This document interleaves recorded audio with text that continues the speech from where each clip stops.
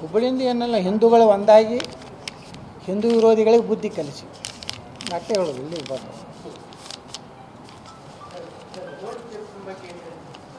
ಯಾವ್ದು ಈಗ enquiry commission ಮಾಡಿ ಜುಡಿಷಿಯಲ್ ಎನ್ಕ್ವೈರಿ ಮಾಡ್ಬೇಕಂತ ಹೇಳ್ಯಾರಲ್ರಿ. ಈಗ ಆದಷ್ಟು ಬೇಗನೆ ಸರ್ಕಾರ ಜುಡಿಷಿಯರಿ ಎನ್ಕ್ವೈರಿ ಸ್ಟಾರ್ಟ್ ಮಾಡಬೇಕು. 3 ತಿಂಗಳದಾಗ ವರದಿ ತೊಗೊಂಡು ಯಾರ್ಯಾರು ಅಧಿಕಾರಿಗಳು ತಪ್ಪಿಸ್ತಾರೆ ಅವ್ರ ಮ್ಯಾಗ ಕ್ರಮ, ಜೈಲಿಗೆ ಹೋಗ್ಬೇಕ್ರಿ. ಅವ್ರು ಕ್ರಿಮಿನಲ್ ಅಫೆನ್ಸ್ ಮಾಡ್ಯಾರ, ಅವರು ಅಮಾಯಕರ ಮೇಲೆ ಕಾನೂನು ಎಲ್ಲ ಗಾಳಿಗೆ ತೂರಿ ಒಂದು ಲಾಠಿ ಚಾರ್ಜ್ ಮಾಡಬೇಕಾದ ಏನೇನು ಪ್ರಕ್ರಿಯೆಯನ್ನು ಅವರು ಮಾಡಬೇಕಾಗಿತ್ತು ಮಾಡಲಾರ್ದೆ ಮಾಡ್ಯಾರ. ಅದು ನಾವು ವಿಧಾನಸಭೆಯಲ್ಲಿ ಹೇಳಿದೀವಿ. ಏನಂದ್ರೆ ಗೊತ್ತೈತನ್ರಿ ಗೃಹ ಮಂತ್ರಿಗಳು ನನಗೆ ಅವ್ರಿಗೇನು ಅಂದ್ರಲ್ಲ ನಮ್ಮ ಮಂದಿಗೆ ಏಲ ಅದು ಅಲ್ರಿ, ಅವ್ರಿಗೇನು ಇಲ್ಲ ಅವ್ರಿಗೆ ಮುತ್ತು ಕೊಡಬೇಕಾತ್ ಕೇಳಿದರು.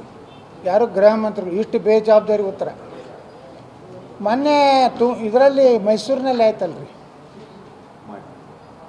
ಉದಯಗಿರಿ ಯಾವುದ್ರ ಹಾಂ, ಅಲ್ಲಿ ಮುಸ್ಲಿಮರು ಹೊಕ್ಕಾರಲ್ಲ, ಅಲ್ಲಿ ಇದು ಮಾಡಿದ್ರಲ್ಲ, ಅವ್ರಿಗೇನು ಮುತ್ತು ಕೊಟ್ಟು ಕೂತ್ರೆ ನೀವು ಪರಮೇಶ್ವರದು ಹೋಗಿ ಅಂದ್ರೆ ಮುಸ್ಲಿಮರಿಗೆ ಒಂದು ಕಾನೂನು, ಹಿಂದೂಗಳಿಗೆ ಒಂದು ಕಾನೂನು.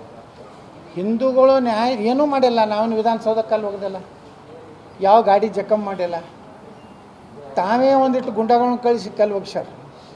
ಆ ಕಾಂಗ್ರೆಸ್ಸಿನ ಕಾರ್ಯಕರ್ತರು ಏನೇನು ಮಾತಾಡಲ್ಲ ನಮ್ಮ ವಿರುದ್ಧ, ಮುಂದೆ ಬರ್ತಾರೆ, ಎಲ್ಲಿ ಹೋಗೋದಿಲ್ಲ ಅವ್ರು.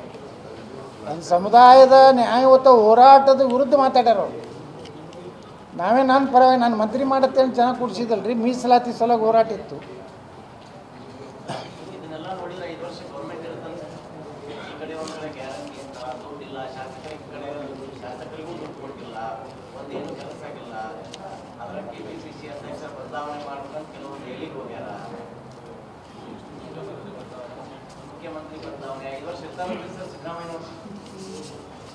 ನಾನು ಜ್ಯೋತಿಷ ಕೇಳ್ಕೊಂಡು ಬಂದು ಹೇಳ್ತೇನೆ.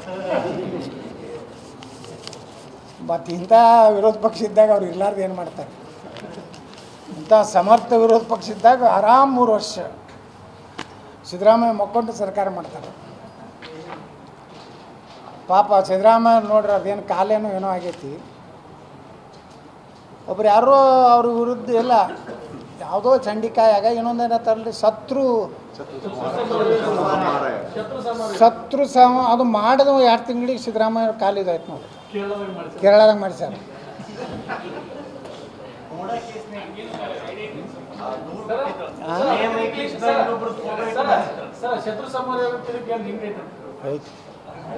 ಸಿದ್ದರಾಮಯ್ಯವ್ರಿಗೆ ಅದಕ್ಕೆ ಕಾಲಿದು ಆಗೈತೆ. ನನ್ನ ವಿರುದ್ಧ ಆಗೋದಿಲ್ಲ ರೀ. ನನ್ನ ಜಾತಕದಾಗ ಯಾವ ಚಾಡಿ ಚಿಪಾಟಿ ನಡೀದಿಲ್ಲ, ಅಷ್ಟು ಗಟ್ಟಿಮುಟ್ಟ ಐತೆ ನನ್ನ ಜಾತಕ. ನಂದು ಮಾಡ್ಸ್ಯಾರ ಕೇರಳದಾಗ, ರಾಜರಾಜೇಶ್ವರಿ ದೇವಸ್ಥಾನದಾಗ ಯತ್ನಾಳ್ ನಾಶ ಆಗಲತ್ತ ಮಾಡ್ಸ್ಯಾರ. ಹಿಂದಕ್ಕೆ ಹುಬ್ಬಳ್ಯಾಗೂ ಒಂದು ಮಾಡ್ಸ್ಯಾರ ಯಾಗ. ಇಲ್ಲಿ ಒಂದು ಯಾಗ ಆಗೈತಿ, ಯತ್ನಾಳ್ ನಾಶ ಶತ್ರು ಸಂಹಾರ ಆಗೈತಿ ಇಲ್ಲೂ. ಆದ್ರೆ ಹುಬ್ಬಳ್ಯಾಗ ಬಂದೇ ಮಾತಾಡಕ್ಕೆ ಯಾಗ ಆಗೈತೆ.